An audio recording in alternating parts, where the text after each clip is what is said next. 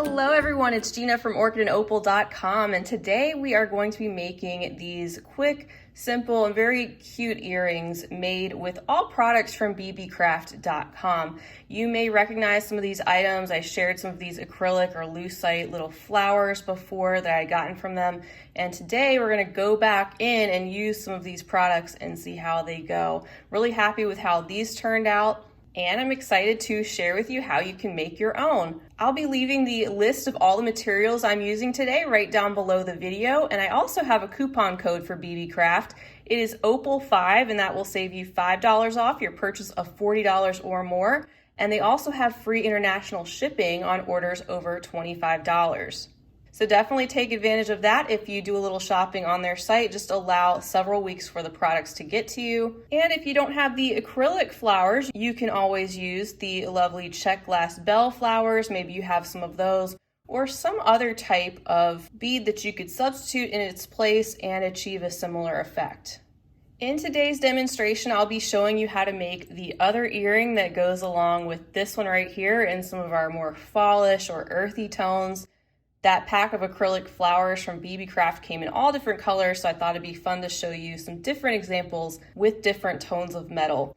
But as a quick rundown of some of the other things we'll be using today, I'm going to be using some head pins, some of these Leafy bead caps, 4mm crystal Bicone beads, 4 or 5mm jump rings, some Leverback earrings, and some little spacers that you're not really going to even see. Besides those items, of course, you'll want to have a set of jewelry pliers and some wire cutters to help you out. So gather your materials and we will go ahead and jump right into it.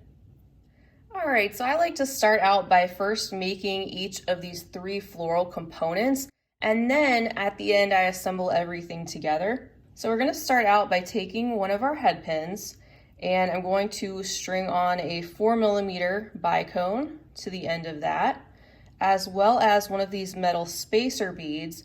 And like I said, this isn't something you're really going to see, so if you don't have the exact right tone of metal, it is going to be hidden if you're using some type of bead that is bell-shaped like this. It's more to get the spacing right so that when the flower is pulled down, you still see a little bit of that bicone. It's not completely hidden up there in the flower.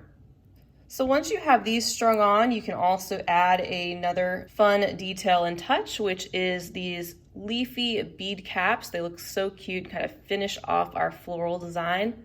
And you know, bead caps come in all different styles and shapes. You don't have to use these exact ones, but I think anything with a leafy motif that fits well around the beads is gonna look nice.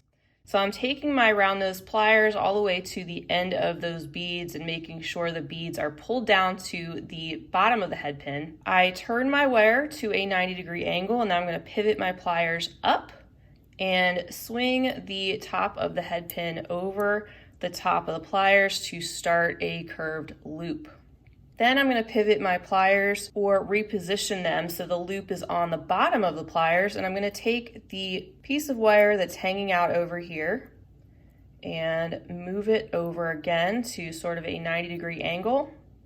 And just because it's more comfortable for me, I'm going to turn this and move that to my left hand, and I'm going to take a pair of chain nose pliers now, grab that end, also pinching these really tight, and turning that wire around over top of that bead cap several times, like 2 or 3 times.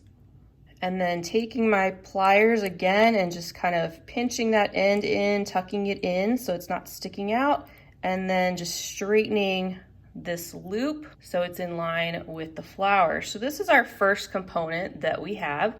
And again, we're gonna be making 3 of these in this design.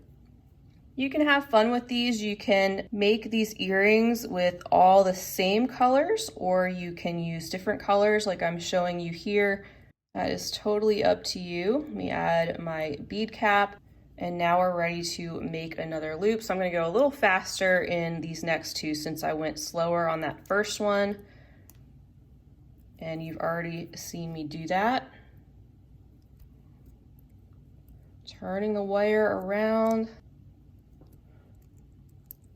several times and tucking it in, straightening up the wire, making it neat and tidy, And there's our second component.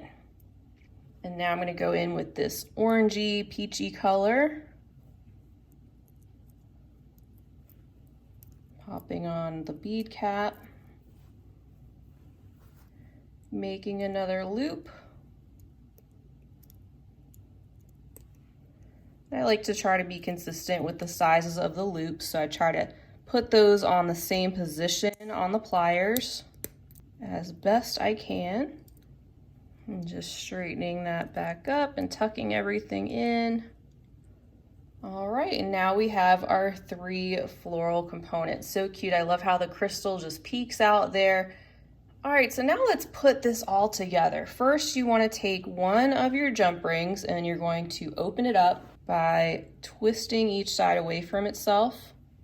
And then pop on your bottom color, which happens to be my brown. I want to make sure these are the same. I want to have these looking like they match. Then I'm going to take the other jump ring or the next jump ring and also put that on while this is open. And then I'm going to close this up by twisting these sides back. Now I'm going to take the jump ring that we had just added. I'm going to open that one up and put on the next color.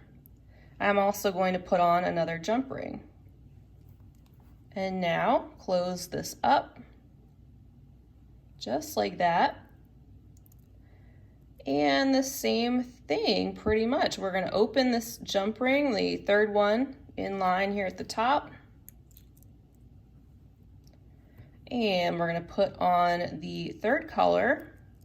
And while we have this open, we're also going to pop on the ear wire. And of course, you can use any type of ear wire that you like. I just am happening to use some Leverbacks for this design as something different. And I think that they look very nice with these earrings. So there you go, guys. These earrings are already done. See, a quick and easy project, a great way to start working with wire if you don't have a lot of experience. And I didn't even need to clip any off because these particular head pins were just the right size, probably about 1 inch in length, which was just enough to wrap around the top. And I think these would make a great, sweet little gift, and you can really have fun with all different colors. All right, guys, so I hope you enjoyed this tutorial today. I hope it gave you some ideas and also showed you some of these products in action. Again, everything that you need can be found on beadecraft.com, and all the links for that site will be down below to bring you directly to these materials that I have used today. Also, don't forget to take advantage of the coupon code OPAL5 to save yourself $5 off your order and enjoy their free shipping on orders over $25.